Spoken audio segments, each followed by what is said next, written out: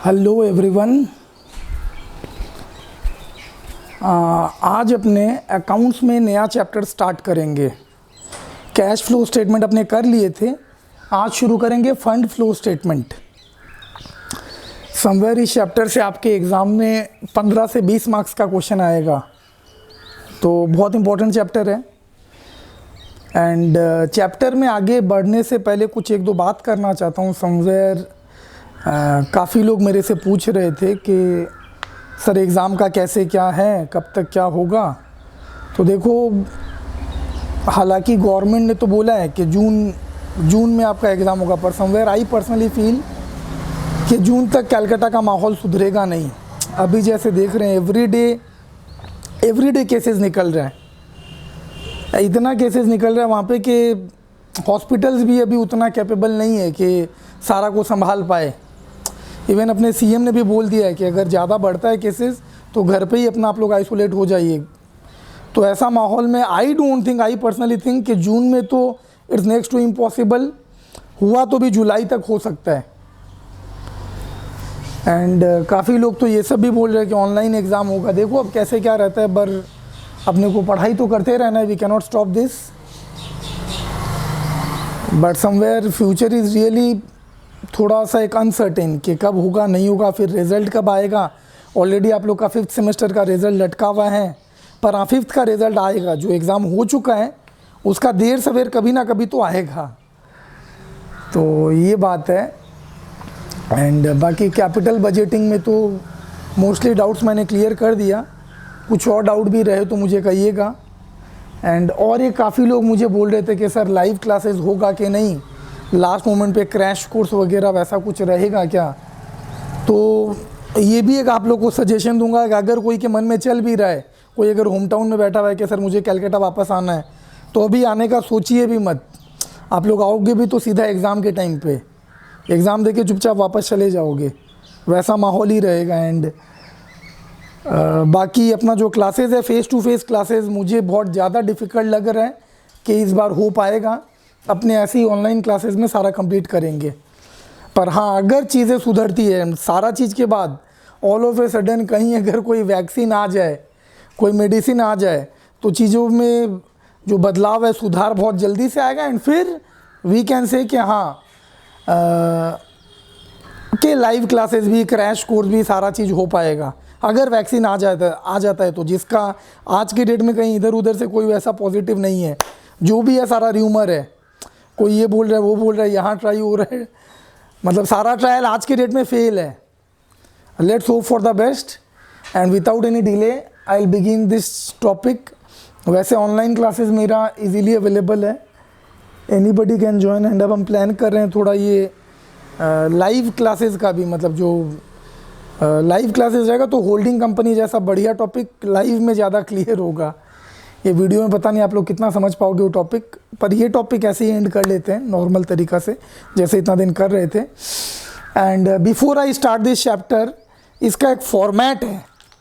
Format कुछ इस तरह का है कि एक तरफ आता है सोर्सेज, एक तरफ आता है एप्लीकेशन, एक तरफ है सोर्सेज, एक तरफ है एप्लीकेशन। सोर्सेज मतलब क्या, बहुत इजी चैप्टर है, सीरियसली बोल रहा हूँ। अगर कैश फ्लो आप समझ लिए तो फंड फ्लो इज जस्ट पानी फॉर यू, आराम से कर लोगे। इसमें अपना जो मेन फाइनली जो क्वेश्चन मांगता है कि फंड फ्लो स्टेटमेंट बनाओ, तो फंड फ्लो स्टेटमेंट में this is fund flow statement. ये जो फंड फ्लो स्टेटमेंट है यही है। सोर्सेज एप्लीकेशन, पैसा का आना हो गया, सोर्सेज कहाँ से आया, एप्लीकेशन मतलब कहाँ पे गया। रिपीट कर रहा हूँ, पैसा जब भी आ रहा है, मान लो शेयर इशू करके रुपया आया, इशू ऑफ शेयर्स सोर्सेज में आ जाएगा। मान लो शेयर्स का रिडम्पशन किया, लोन का रिपेमेंट किया, पैसा गया तो कहाँ पे, एप्लीकेशन। एकदम सीधा सिंपल बात, सोर्सेज मतलब रुपया का आना, एप्लीकेशन मतलब रुपया का जाना। तो यही है सोर्सेज और एप्लीकेशन का कहानी।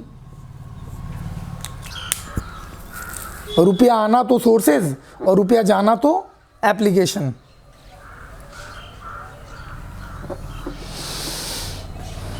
एंड देखिए मैंने फॉर्मेट आप लोग को भेजा है, बाकी जो लोग बुक कैरी कर रहे हैं page number 3.2 b number point, format of fund flow statement.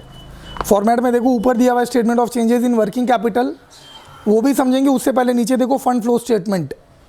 Sale of fixed assets, रुपया आया ना, अरे कैश बुक टाइप का चीज़ है, रुपया आया तो सोर्सेज, रुपया कहीं लग गया मतलब एप्लीकेशन, रुपया का एप्लीकेशन हुआ है। Sale of fixed asset, sale of investment, ये सब में क्या रुपया आ रहा है। इंटरेस्ट और dividend receive from investment, interest या डिविडेंड रिसीव हो रहा है तो ये कहाँ आएगा, सोर्सेज। और फिर proceeds from issue of shares, रुपया आ रहा है तो कहाँ आएगा, sources. Proceeds from issue of debenture, मतलब ये सब में रुपया आ रहा है। नहीं, लोन टेकन, लोन लिया तो रुपया आया ना, सोर्सेज। अरे सीधा बात, रुपया आया तो सोर्सेज, रुपया गया तो एप्लीकेशन। और नीचे तो आपको दो वर्ड मिलेगा, एक फंड फ्रॉम ऑपरेशन, एक डिक्रीज इन वर्किंग कैपिटल। ये नयापन है, ये समझना पड़ेगा ये क्या बोलना चाह रहे हैं, बताएंगे। पहले एप्लीकेशन देखो, परचेज ऑफ फिक्स्ड एसेट रुपया जा रहा है, परचेज ऑफ इन्वेस्टमेंट रुपया जा रहा है, प्रोपोज डिविडेंड पेड है तो application, interim dividend paid application, tax paid application, जो भी पेमेंट है, redemption of shares application, redemption of debentures ये भी क्या है, एप्लीकेशन। सारा में पेमेंट हो रहा है ना। बाईबैक ऑफ शेयर, जब रिडेम्पशन ऑफ प्रेफरेंस शेयर होता है ना, रिडेम्पशन मतलब क्या, शेयर्स का रुपया वापस करना। तो शेयर्स का रुपया जब वापस करते हो, किसका, इक्विटी शेयर्स का रुपया वापस करते हो तो किस में आता है, तो आपका आता है एप्लीकेशन में। एंड इक्विटी शेयर्स का जब रुपया वापस करते हो तो उसको बाईबैक बोला जाता है, बाईबैक। तो बाईबैक ऑफ शेयर्स मतलब इक्विटी शेयर्स का रुपया वापस करना। और लास्ट में फिर यहाँ पे बोला fund used in operation, increase in working capital. ये लास्ट का 2 पॉइंट हम समझाएंगे, बाकी ये दोनों पॉइंट के अलावा बाकी सब कुछ आप लोग को समझ में आ जाना चाहिए। ये दोनों पॉइंट पे हम जरूर रोशनी डालेंगे। अभी देखो समवेयर अगर हम बात करें, फंड फ्रॉम ऑपरेशन का मतलब हो गया ट्रेडिंग प्रॉफिट, मेन धंधा से जो कमाई हुआ, जैसे सेल्स माइनस परचेजेज हो गया या माइनस सैलरी हो गया। फंड फ्रॉम ऑपरेशन मतलब जीपी। अगर और कोई खर्चा नहीं है तो सेल्स माइनस परचेज, ये क्या है, जीपी होगा, ग्रॉस प्रॉफिट। अरे मैं क्या बोलना चाह रहा हूँ, हमारा जो मेन काम होता है ना, कि मान लो मेन काम मेरा ट्रेडिंग है, तो मेन काम के लिए हम ये नहीं करते कि सोर्सेज में लिखेंगे सेल ऑफ गुड्स, एप्लीकेशन में लिखेंगे परचेज ऑफ गुड्स, ऐसा नहीं करते हम लोग। हम लोग क्या करते हैं, जो मेन काम होता है ना, डायरेक्ट नेट, मान लो सेल है 2 लाख रुपया का बेचा और परचेज है 1 लाख रुपया का, तो 2 लाख माइनस 1 लाख कितना, 1 लाख का हो गया जीपी। प्लीज सुनिएगा क्या बोल रहा हूँ, सही बोल रहे हो आप कि सेल अगर 2 लाख सोर्सेज में ले ले और परचेज एप्लीकेशन में ले ले तो भी करेक्ट है। पर हम लोग का ट्रेंड क्या, हम लोग जब भी बनाते हैं ना, ये जो मेन काम से जो पैसा है ना, नेट, हम लोग बोलते हैं कि सोर्सेज में ही सीधा 1 लाख दिखा दो ना, दोनों तरफ क्यों दिखाना है। आई थिंक समझ में आ रहा है आप लोग को कि जीपी हो गया फंड फ्रॉम ऑपरेशन। 2 होता है, फंड फ्रॉम ऑपरेशन, एक होता है फंड यूज्ड इन ऑपरेशन। उस टेबल में देखो राइट हैंड तरफ, देखो हम जब ये समझा देते हैं फिर आप लोग ये टेबल कॉपी करना। फंड यूज्ड इन ऑपरेशन मतलब क्या, ग्रॉस लॉस। अगर मान लो खरीदा 2 लाख का, बेचा 1 लाख का, तो 1 लाख का नुकसान। ऐसे भी कर सकते हैं कि सोर्सेज में 1 लाख बेचा, परचेज यहाँ पे 2 लाख। पर हम लोग क्या करते हैं, हम लोग का प्रथा क्या है, हम लोग का ट्रेंड है, हम लोग सीधा नेट दिखाते हैं, नेट, कि अगर जीपी आया 1 लाख का फायदा तो इधर 2 लाख उधर 1 लाख नहीं दिखा के सीधा एक बार में 1 लाख यहाँ पे, कि सोर्सेज में क्या लिखेंगे, फंड फ्रॉम ऑपरेशन मतलब जीपी। और एप्लीकेशन में क्या लिखेंगे, अगर लॉस आता है तो फंड यूज्ड इन ऑपरेशन। दोनों एक साथ आएगा क्या, नहीं, दोनों एक साथ कभी नहीं आएगा। या आएगा फंड फ्रॉम ऑपरेशन, या आएगा फंड यूज्ड इन ऑपरेशन। अब समझ में आ रहा है तो बहुत बढ़िया बात है। यहां तक अगर समझ में आ गया कि लास्ट पॉइंट बचा हुआ है, decrease in working capital, increase in working capital, ये भी बता देते हैं।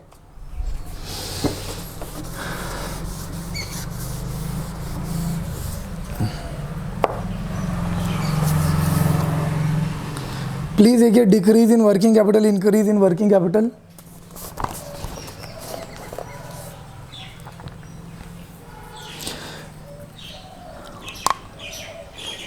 वर्किंग कैपिटल मतलब क्या, पहले ये समझो। वर्किंग कैपिटल मतलब हो गया current assets minus current liability. ये नहीं पता तो आज पता करो कि वर्किंग कैपिटल मतलब होता है CA माइनस CL। अब अगर आपका वर्किंग कैपिटल था मान लो 2 लाख का करंट एसेट था, डेटर मान लो, खाली डेटर ही है, डेटर्स, और करेंट लायबिलिटी में है क्रेडिटर्स और कुछ नहीं है, मान लो 2 लाख माइनस 1 लाख, तो आपका वर्किंग कैपिटल कितना था? 1 लाख। अब समझो मैं बोलना चाह रहा हूँ कि वर्किंग कैपिटल में करेंट एसेट्स के साथ डायरेक्टली रिलेटेड है। करेंट एसेट्स बढ़ेगा तो वर्किंग कैपिटल बढ़ेगा, करेंट एसेट्स गिरेगा तो वर्किंग कैपिटल गिरेगा। ये डायरेक्टली रिलेटेड है ना, पर करेंट लायबिलिटी क्या है? Oppositely related. प्लीज़ ध्यान दो, CA माइनस CL कर रहा हूँ। रटने को हम रटने भी बोल सकते हैं, पर समझोगे तो अच्छा लगेगा। आगे चल के इंटरव्यू फेस कर रहा हूँ, वो भी टाइट वाला। कोरोना के माहौल में जॉब कितना इकोनॉमी गिरा हुआ रहेगा, तो इसलिए समझ के करो, हर चीज़ आपके लिए सही रहेगा अगर समझा हुआ रहा तो। पढ़ाई कर रहे हो खाली ये नहीं कि सर एग्ज़ाम के लिए मार्क्स के लिए पढ़ाई कर रहे हैं। मेक श्योर कि आगे आपको इंटरव्यू का बड़ा बड़ा चैलेंजेस फेस करना है, इसलिए भी पढ़ाई कर रहे हो, क्योंकि एग्ज़ाम का तो कोई ठिकाना नहीं, 1 महीना बाद होगा, 2 महीना बाद होगा।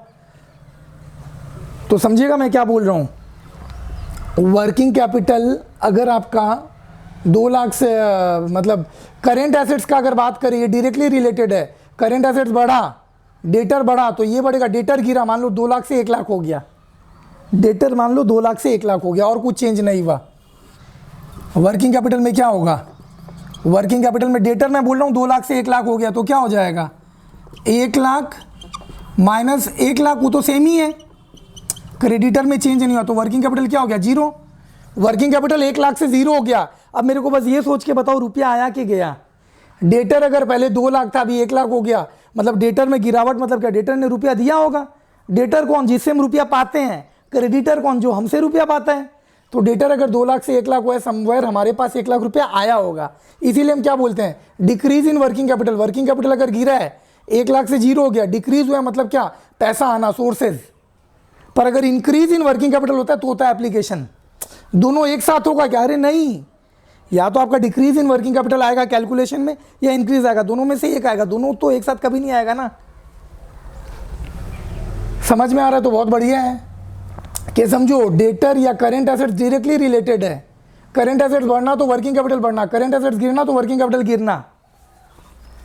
तो इसीलिए हम क्या करते हैं कि अगर ये मेरा गिर रहा है, अगर मेरा वर्किंग कैपिटल गिर रहा है मतलब करंट एसेट्स गिर रहा है, और करंट एसेट्स का गिरना मतलब रुपया का आना। अगर या तो कैश फ्लो स्टेटमेंट उसमें भी पढ़े थे, करंट एसेट्स का गिरना मतलब रुपया का आना।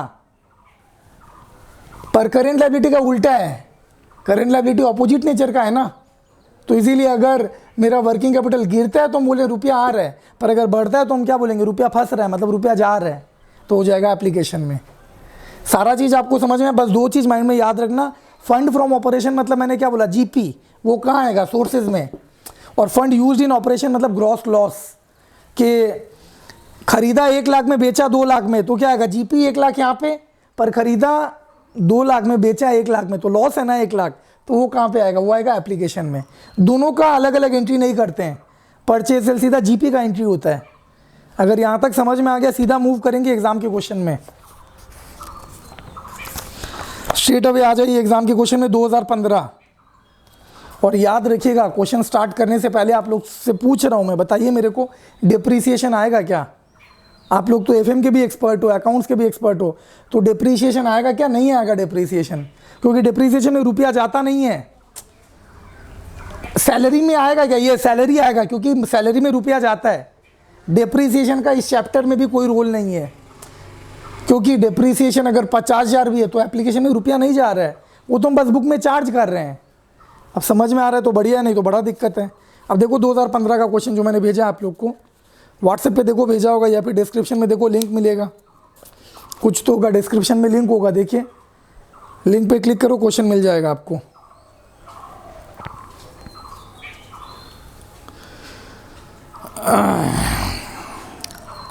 अब देखो रुपया कहाँ कहाँ आ रहा है। ऑपरेटिंग एक्सपेंस, ऑपरेटिंग रेवेन्यू जो दिया है ना, दोनों में ऊपर ऊपर ऑपरेटिंग, उससे सीधा नेट हम GP निकाल लेंगे। ऑपरेटिंग मतलब मेन काम, तो मेन काम वो तो फिर उससे GP निकलेगा ना, तो अलग अलग नहीं लिखेंगे, उससे सीधा निकालेंगे। मतलब फंड फ्रॉम ऑपरेशन में काम आएगा, तो उन दोनों को छोड़ दो। फिर book value of assets sold 43,000 और loss on sale of assets, और फिर रिडेम्पशन ऑफ डिवेंचर उसमें रुपया जा रहा है। अरे कॉपी में हेडिंग बनाओ in the books of, company का नाम नहीं दिया तो dot dot for the year ended. अगर ये इन द बुक्स ऑफ नहीं लिखते हो एग्जाम में 1 नंबर ऐसे ही जाएगा।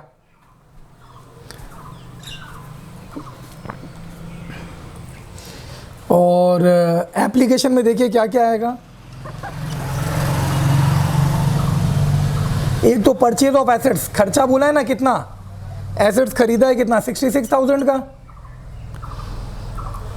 एक देखो ना रिडेम्पशन ऑफ डिवेंचर, उसमें भी तो पेमेंट हुआ है, रिडेम्पशन ऑफ डिवेंचर्स 88,000। अरे मैंने बोला तो एग्जाम में 15 नंबर का क्वेश्चन आएगा, पर ये 15 नंबर का नहीं है, 15 से 20 मार्क्स का क्वेश्चन आएगा। ये 5 नंबर का जो छोटा क्वेश्चन। एंड करेंगे अगले दिन से बड़ा क्वेश्चन भी करेंगे। आज 1-2 छोटा क्वेश्चन तो करें, पहले दिन ही सीधा थोड़ी आपको भारी वाला दे देंगे। आज तो पहले टॉपिक को समझना है। रिडेम्पशन ऑफ डिवेंचर्स में पेमेंट है। और बताओ क्या चीज़ है, issue of shares,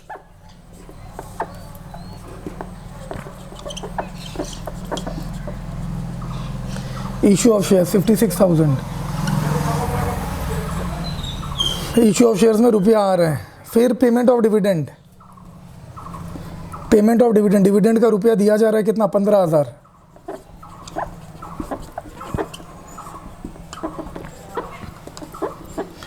payment of dividend कितना,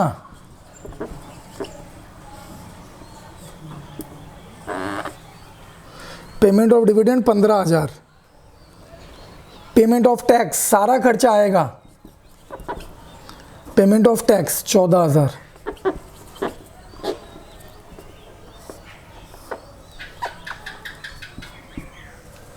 आगे देखिए और क्या लग रहा है जो डायरेक्टली आएगा। खर्चा तो इतना ही है। एक तो purchase of assets left hand तरफ देखो, एक हो गया रिडेम्पशन ऑफ डिवेंचर्स, इसमें भी पेमेंट हुआ है, मतलब डिवेंचर वाला को रुपया वापस देना। एक पेमेंट ऑफ डिविडेंड 15,000 इसमें भी गया, एंड और एक पेमेंट ऑफ टैक्स तो 14,000 इसमें भी गया। तो ये सारा हो गया पेमेंट। एंड इसके अलावा बताइए,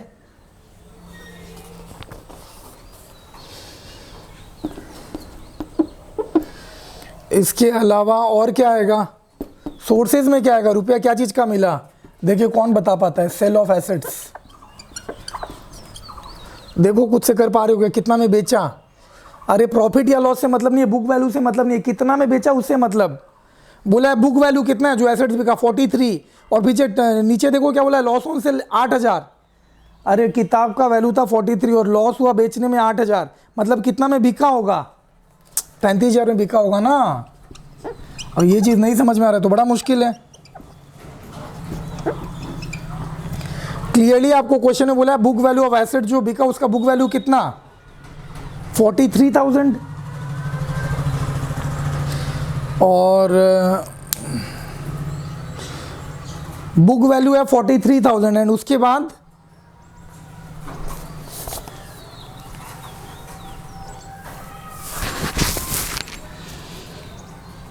सेल ऑफ एसेट्स 35,000।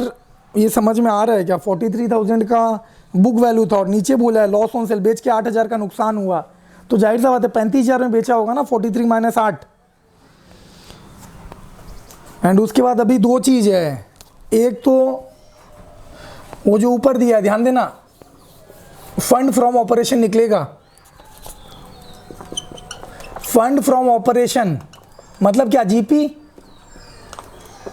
मतलब क्या हो गया जीपी। ये कैसे निकलेगा, आपको जो दिया ऑपरेटिंग रेवेन्यू, ऑपरेटिंग रेवेन्यू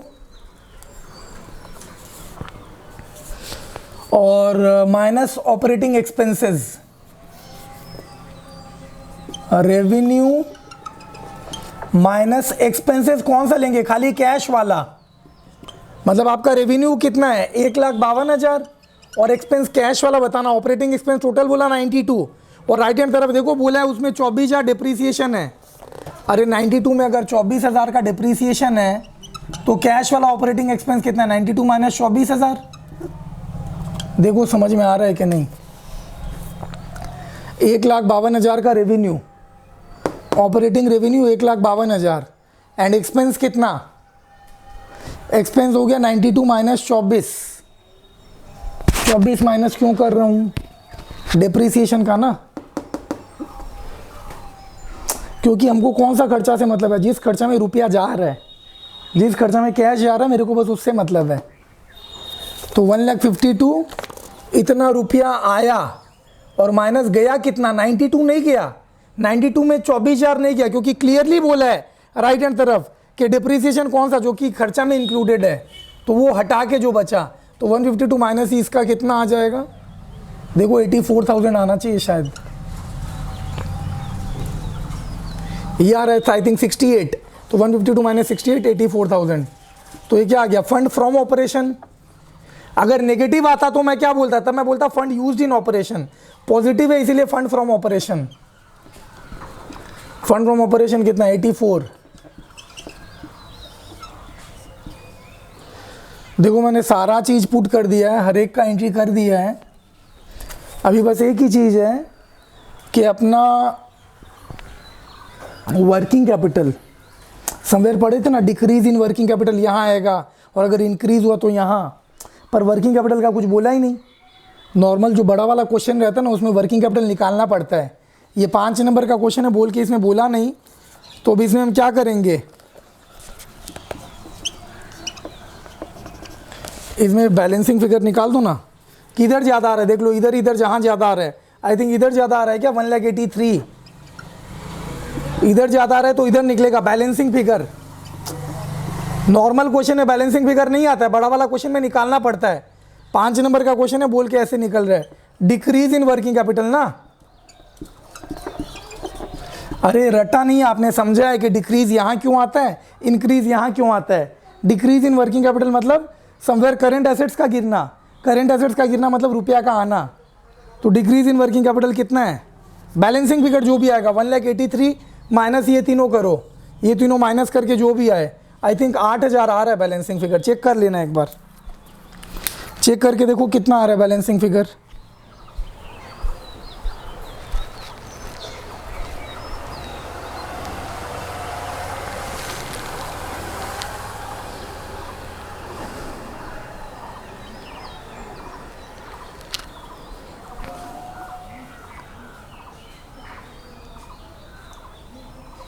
देखिए यहाँ तक आप लोग को समझ में आया क्या,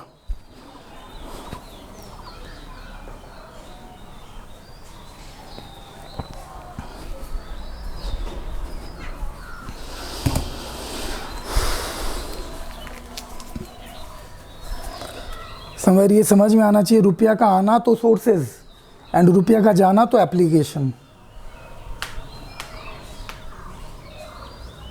जब भी रुपया आ रहा है सोर्सेज में लिख रहे हैं, जब भी रुपया जा रहा है एप्लीकेशन में। देखो समवेयर आज का क्लास हम लंबा नहीं रखेंगे, आज मैंने जस्ट इंट्रोडक्शन दिया है, क्योंकि 15 मार्क्स का क्वेश्चन शुरू करते ही समवेयर वो 40 मिनट 45 मिनट और लगेगा, एंड वीडियो अपलोड करना भी थोड़ा सा वो है, एंड समवेयर आज का introduction class this would be public, ये सबको एनीबॉडी कैन सी दिस, ये लिंक प्राइवेट नहीं रहेगा। बाकी ये क्लास अगर पब्लिक होने के बाद बाकी आगे जो भी कराएंगे सारा प्राइवेट रहेगा, वो मेरे रजिस्टर्ड स्टूडेंट्स को ही मिलेगा, जो लोग मेरे यहाँ पे एडमिशन लिए हैं। तो बाकी कोई को अगर समझ में आए क्लासेस तो ऑनलाइन क्लासेस में सारा कवर करवा देंगे, आप लोग एडमिशन करवा सकते हो। पर एक चीज़ बार बार रिक्वेस्ट कर रहा हूँ, थिंग्स आर नॉट गोइंग, मतलब ठीक नहीं जा रहा है, माहौल में जो भी है अभी ठीक नहीं है। आप लोग बिना ज़रूरत घर से बाहर नहीं निकले, एकदम ज़रूरी हो तभी निकले। इवन मुझे बोलना पड़ रहा है कि आप लोग इवन ये सब्जी या फ्रूट्स के लिए भी अगर जा रहे हो तो ज़्यादा जाना ठीक नहीं है। गो वंस ए वीक, हफ्ता में एक दिन जाइए ना, 3-4 वैरायटी का एक बार में सब्जी ज़्यादा ले आओ। अगर आपका एरिया भी अगर कोई रेड जोन वगैरह में है तो आपका तो ऐसा होना चाहिए कि भाई सब्जी लेने भी नहीं जाएं।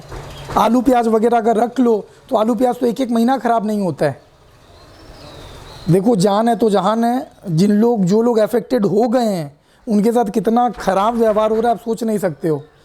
तो घर पे रहने में ही समझदारी है, बाकी पढ़ाई करते रहिए, एंड पूरा दिन कोरोना का न्यूज़ मत देखो, मेडिटेशन करो, योगा करो। Thank you all of you. अगले दिन से अपने बड़ा बड़ा वाला क्वेश्चन जो 15 मार्क्स का है वो सारा करेंगे। आज इंट्रोडक्शन पे ही स्टॉप कर रहे हैं।